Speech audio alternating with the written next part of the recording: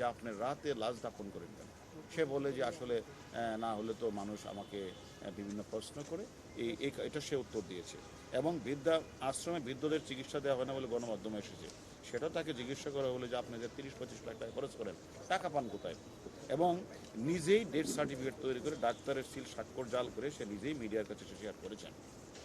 এবং আমরা এটাও জেনেছি যে সে ইতিমধ্যে 900 লাশ দাফন করলেও 835 সালের সম্পূর্ণ গরমিল কোনো ডকুমেন্টসে দেখাতে পারে নাই। এবং তাকে জিজ্ঞাসাবাদ করলে যে তুমি এগুলি লাশগুলির পিছনে তোমার কারণ কি, এই লাশগুলি তুমি রাতে দাফন করো এগুলি, তখন কোনো এক সময় দেখা যায় যে সেখানে পাশে একটা মসজিদ ছিল, সেখান থেকে প্রশ্ন উঠেছে যে কিডনির পাশে সেখানে রক্তের দাগও রয়েছে। তাহলে তার বিরুদ্ধে অজস্র অভিযোগ, যে অভিযোগগুলি আমরা তাকে জিজ্ঞাসাবাদ করব যে লাশগুলি রাতে কেন উনি দাফন করতেন। তার কাছে আমরা জিজ্ঞাসাবাদ করব তিনি নিজে যে স্বীকার করেছেন যে ডেথ সার্টিফিকেটটা উনি নিজে কেন তৈরি করেন, ডাক্তারের সিল স্বাক্ষর উনি নেন না কেন।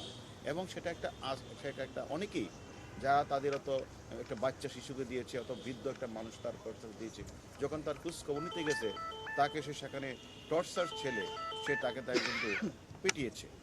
এরকম আমাদের অভিযোগ আমরা পেয়েছি। যে সব কিছু মিলিয়ে সে তার বিরুদ্ধে অজস্র অভিযোগ আমরা পেয়েছি।